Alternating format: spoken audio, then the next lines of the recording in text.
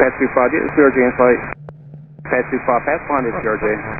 At 8:47 p.m., an Army Black Hawk helicopter collided with a regional jet in the nation's capital.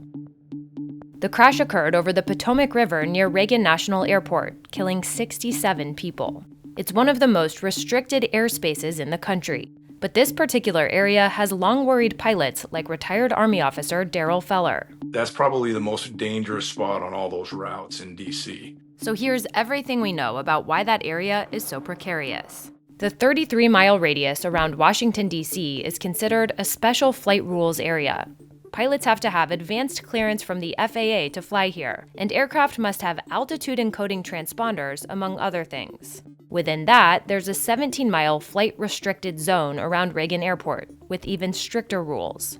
And then there are prohibited areas around the White House, National Mall, and the Vice President's residence. But even with the restrictions, it's still one of the most congested airspaces in the country, with civilian, military, police, and other government aircraft constantly operating. To help manage this, D.C. has designated helicopter corridors, as well as altitude restrictions to keep everyone safe. So what happened during the crash?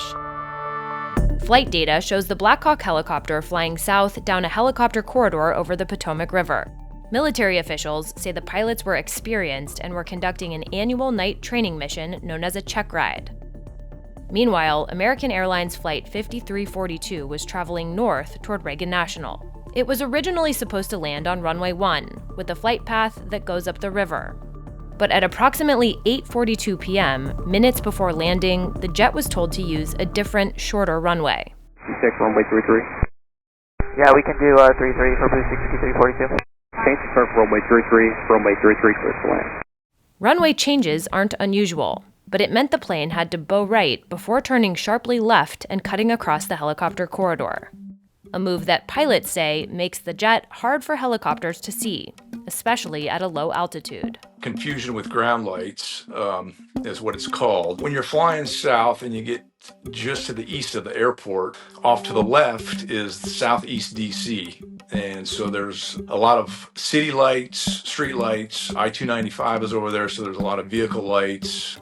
What happens is low-flying aircraft will get lost in the background of all those city lights, and you can't see them if they're moving towards you, away from you, or you can't see them at all. There are also questions about staffing of air traffic control that night and whether more people should have been working. Another potential problem was altitude. Helicopters are supposed to fly below 200 feet in this part of the corridor, but flight data shows the helicopter may have risen above 300 feet as the airplane was descending from 400 feet. Officials say data from the aircraft's recording device still needs to be investigated to confirm. But Feller says even if altitude was a factor, something else likely went wrong before that.